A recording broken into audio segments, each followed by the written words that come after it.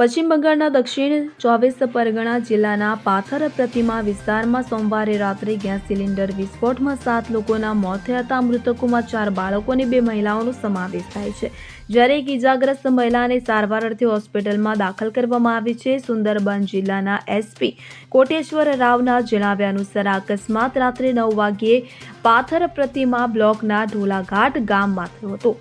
ઘટનામાં મૃતક પામેલ તમામના મૃતદેહો મળી આવ્યા છે, તો આ મૃત્યુ પામેલા લોકો એક જ પરિવારના હોવાનું સામે આવ્યું છે.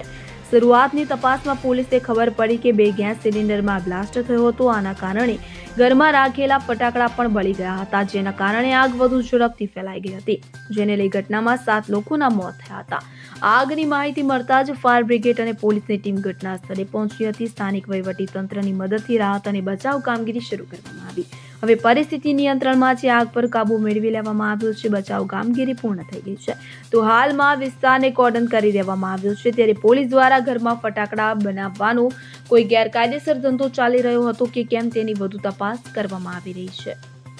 Bureau report CN24 news. હવે જુઓ દેશ દુનિયાની તમામ ખબરો તમારી આંગળીના ટેરવે. ઉઠાવો મોબાઈલ અને Google Play Store પરથી ડાઉનલોડ કરો અમારી CN24 ન્યૂઝ મોબાઈલ એપ.